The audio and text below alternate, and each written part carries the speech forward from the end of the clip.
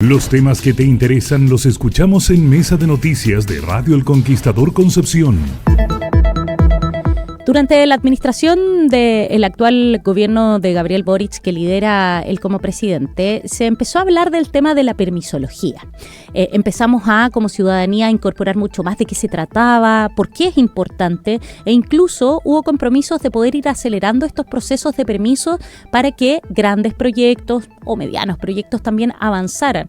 Ustedes saben que muchas construcciones, iniciativas, instalación de empresas necesitan de permisos, pero según lo que indican muchos expertos y también el mundo de la política, son permisos muy altos. Pero nos hemos preguntado cuánto nos cuesta finalmente, porque muchos también mencionan que cuando se nos toca el bolsillo es cuando más elevamos las alertas. Hay un estudio bien interesante que ha sido emanado por parte de la Universidad de San Sebastián, por su Facultad de Economía y Negocios, que se trata del costo económico por permisología, el ISEP, todo esto circunscrito en la región del Biobío con datos 2024. Para conversar acerca de esto, estamos en el estudio con el decano de la Facultad de Economía y Gobierno de la Universidad de San Sebastián, Alejandro Weber. ¿Cómo está, decano?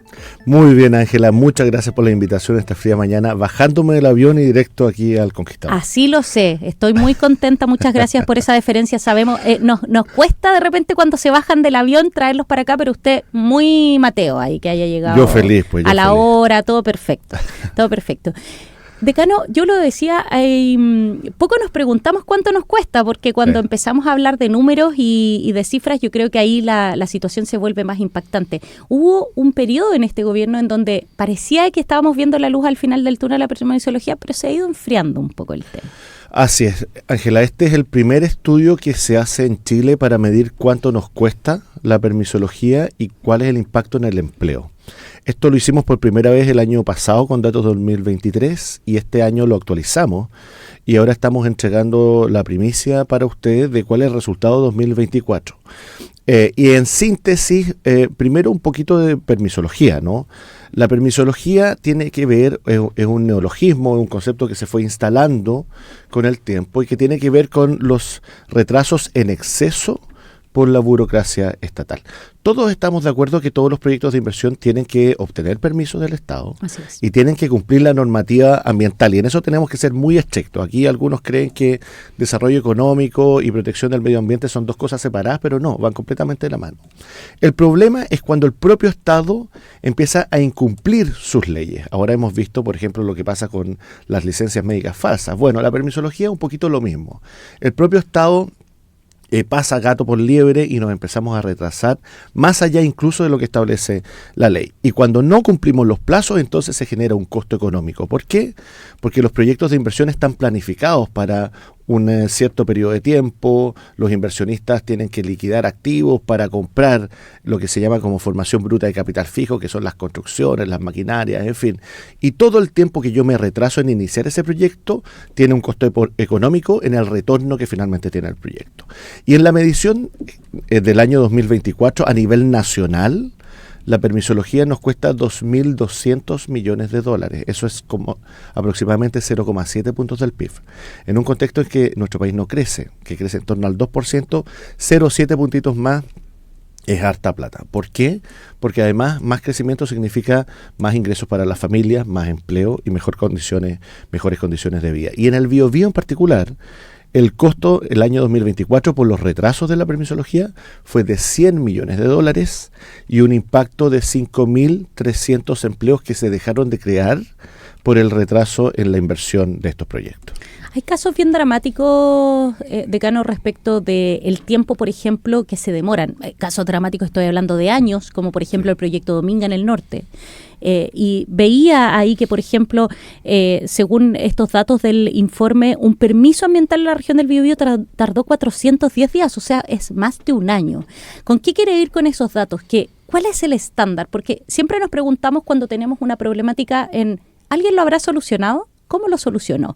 Y mi pregunta es, en otras partes del mundo donde a lo mejor la inversión funciona un poco más, ¿cuánto se demora un permiso para que, no sé, porque me imagino que también en esto de las inversiones debe haber un margen de pérdida? Me voy a demorar quizás porque me faltó un documento, pero no 2 años, no 3 años, no 10 años en conseguir un permiso. ¿Cuál es el estándar finalmente?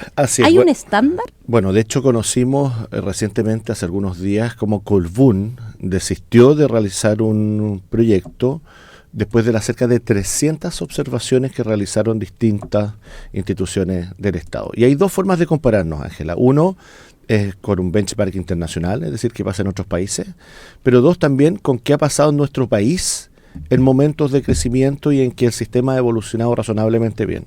Si uno mira solo las cifras de BioBio, hay dos tipos de proyectos, pongámoslo en simple, los proyectos más pequeñitos que requieren resolución ambiental y los proyectos más grandes que tienen un mayor impacto en el medio ambiente y que requieren una evaluación ambiental. Bueno, los proyectos grandes en BioBio en promedio demoraron más de 1.800 días. 1.800 días. Versus el resto del país o el promedio nacional que fue de 1.000 días. Entonces la pregunta es, ¿por qué en BioBio nos estamos demorando 800 días más que el promedio nacional? Algo no cuadra, y ahí quienes tienen que contestar esta pregunta son fundamentalmente los organismos del Estado que participan activamente en esta evaluación, como que es por el ejemplo, mundo político. Que es el mundo político, pero específicamente el Servicio de Evaluación Ambiental, el Consejo de Monumentos, las Ceremis de Salud y otros tantos organismos del Estado. Ahora, cuando uno mira la comparación internacional, por cierto que los proyectos más grandes siempre son más complejos y hay muchos actores involucrados, porque acá no solamente están los inversionistas, también están las comunidades donde se va a emplazar el proyecto. Entonces un proyecto, por ejemplo, un condominio de gran envergadura va a tener un impacto vial, etcétera, pero también están las organizaciones no gubernamentales que defienden ciertas causas o ciertos intereses. Y entonces esa relación se torna compleja. Pero países como lo han resuelto, por ejemplo Portugal, que es un país, no es de los más desarrollados de Europa, ni cerca, pero ellos tienen un sistema de evaluación ambiental que funciona y funciona bastante bien. Y ellos desarrollaron un fast track. Entonces, ¿cómo lo hacen? Mire, vamos a tener una gran carretera que va a ser súper compleja, etcétera, para los proyectos de gran envergadura. Pero también vamos a tener una caletera por donde van a pasar los proyectos más pequeñitos y a ellos les vamos a dar rápido acceso. Rápida salida. Entonces, mientras en Chile los proyectos más pequeños se están demorando en torno a los 400 días, bueno, en Portugal se demoran en torno a los 100, 150 días. Que es razonable. Que es algo que parece razonable, porque, por ejemplo, es súper distinto pensar en una central hidroeléctrica, ¿no? O una desalinizadora, a pensar en un restaurante que tiene que sacar permisos sectoriales. Claro. Por ejemplo, tiene que ir a la Seremi de Salud. Y que igual se demoran. Yo estaba pensando en, no sé, me tocó escuchar a un emprendedor que decía, oye, todavía no puedo abrir mi restaurante porque me falta tal permiso. Ese también es una especie de permisología también. Exactamente. Pero más pequeña. Pero más pequeñita. Entonces aquí tenemos, como la realidad nacional, no tenemos grandes empresas que desarrollan grandes proyectos, pero también tenemos microempresas y pequeñas empresas que desarrollan proyectos de menor envergadura.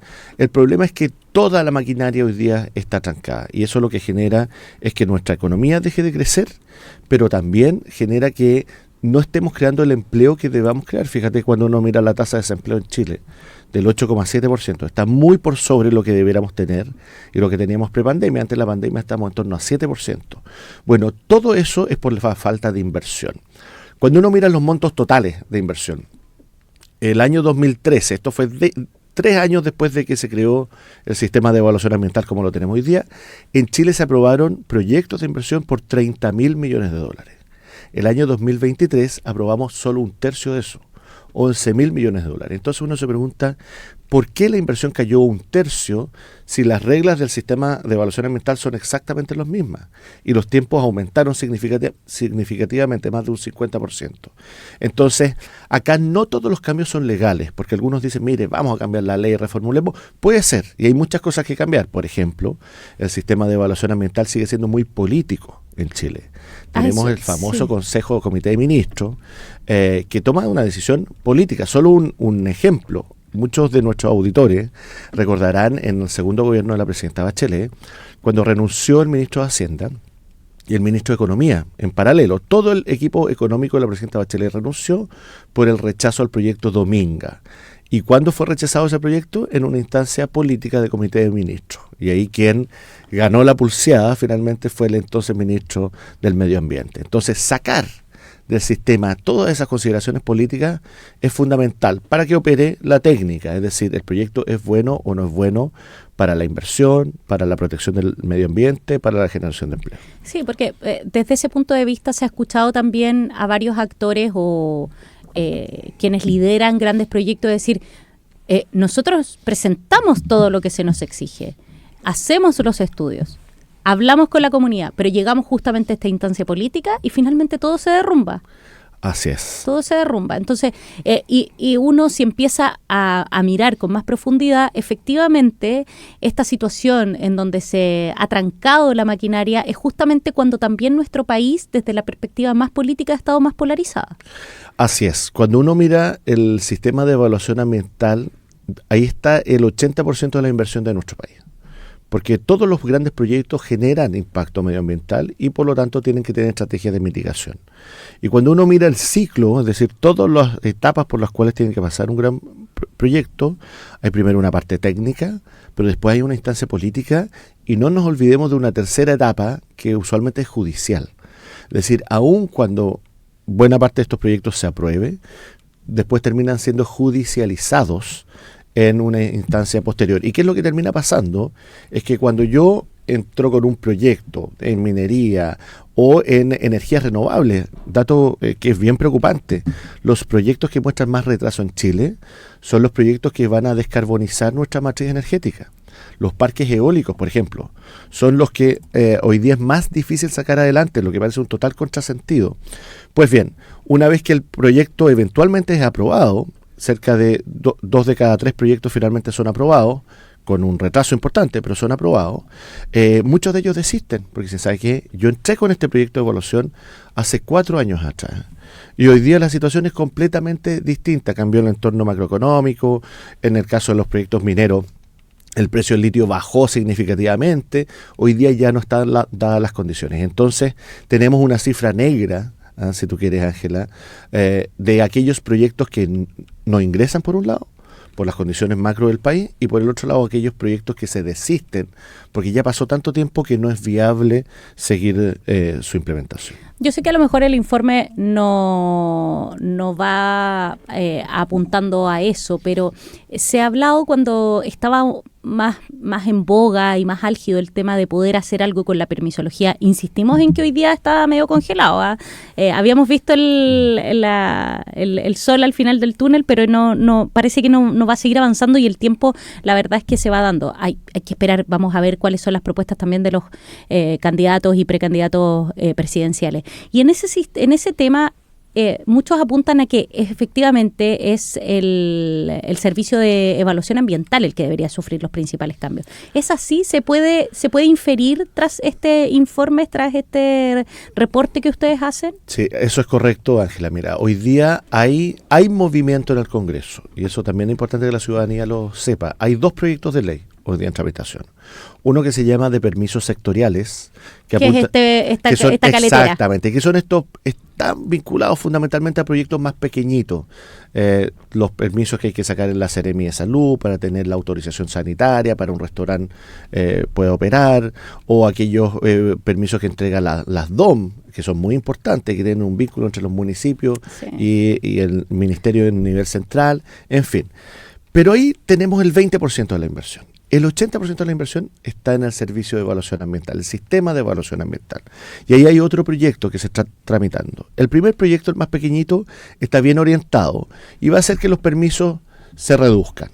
No va a mover la aguja significativamente, pero vamos a estar un poquito mejor. Pero el segundo proyecto, el grande, que es el del servicio de evaluación ambiental, no está bien orientado y tiene que sufrir modificaciones muy importantes. Por ejemplo, uno de los grandes problemas que tiene el servicio de evaluación ambiental hoy día, que es un organismo coordinador, no es resolutivo. ¿Qué significa eso? En simple, es que usted presenta un proyecto de inversión y lo que hace el Servicio de Evaluación Ambiental es enviar consultas a distintos organismos públicos para que se pronuncie respecto de ese proyecto. Algunos casos llega a consultar a cerca de 50 servicios públicos. Esos servicios públicos después envían todas las observaciones al Servicio de Evaluación Ambiental y el Servicio de Evaluación Ambiental las rebota de vuelta al inversionista y así en una iteración que puede ser casi infinita.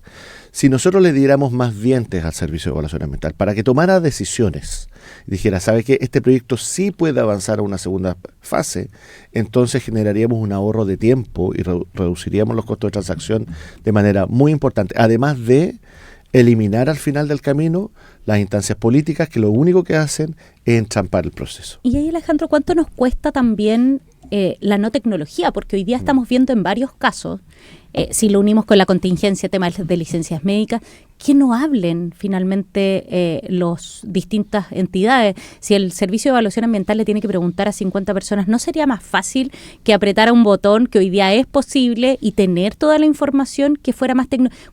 ¿Cuánto nos pesa el no tener o no que no conversen en cuanto a datos nuestras organizaciones? Sí, hay dos temas que nos pesan mucho ahí, Ángela. Uno es la falta de interoperabilidad de los sistemas del Estado. Hay información que los servicios públicos, que el Estado tiene, pero que los servicios públicos vuelven a solicitar a las personas o las instituciones públicas como si esa información no estuviera. Pero por el otro lado también hay un problema serio de empleo público, es decir, de las reglas del juego que rigen los incentivos de las personas que trabajan en el Estado. Por ejemplo, los plazos en el sistema de evaluación ambiental no son perentorios. Es decir, son plazos que se pueden modificar, que se pueden correr y que no se cumplen a rajatabla. Eso debiera modificarse. Entonces, cualquier modificación a la ley debiera exigir que si para la etapa 1 hay 30 días, entonces los 30 días se tienen que cumplir sí o sí. Porque uno de los grandes problemas que tenemos hoy día es la falta de certeza para los inversionistas. Los inversionistas no quieren saltarse la fila, ni tampoco que se les haga reglas especiales, simplemente quieren conocer las reglas. Es que hemos conocido casos también de proyectos que lo dicen de forma patente, hoy día cada vez más, es como tenemos todos los papeles presentados, no hay nada no transparente en esto. Absolutamente, entonces como faltan estándares específicos, entonces los inversionistas se encuentran con que ahora le piden otra información que antes no se la habían pedido y así suma y sigue. Se da la paradoja a tal nivel que un mismo proyecto, Ángela, por ejemplo, de energías renovables, puede aprobarse en Arica y rechazarse en Puerto Montt. El mismo proyecto. ¿Por qué? Porque los criterios de las instituciones en Arica o en Puerto Montt varían y eso es completamente inaceptable. Aquí hay muchas cosas que hacer, tiene que ver con procesos, tiene que ver con tecnología, tiene que ver con reglas claras, pero también tiene que ver con incentivos para los funcionarios públicos. Entonces, si un funcionario público sabe que si no cumple un plazo, entonces cae una sanción administrativa sobre él o sobre ella, créame que los plazos se van a cumplir. Porque el servicio público es jerárquico y tenemos que aprovechar eso que es parte de la estructura del Estado. Hoy día, lamentablemente, no lo estamos aprovechando, pero quienes pagan las consecuencias no son los grandes inversionistas que... Créame, Ángela, perdón, le cambié el nombre.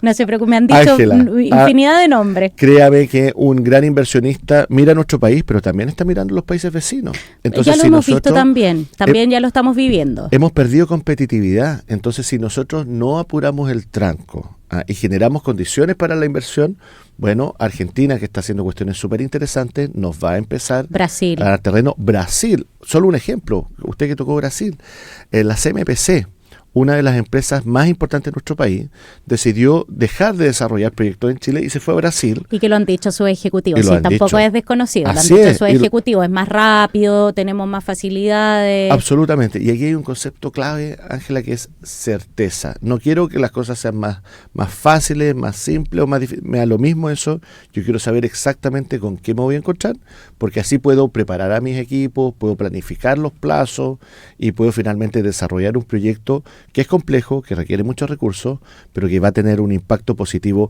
para el empleo. No dejemos de lado no solo el costo económico, sino que la pérdida de empleos por la permisología. 5.300 puestos de trabajo más generaría una diferencia súper significativa en Biobío si es que hubiésemos sido capaces de crearlos en lugar de retrasar la implementación de estos proyectos tan importantes para la región.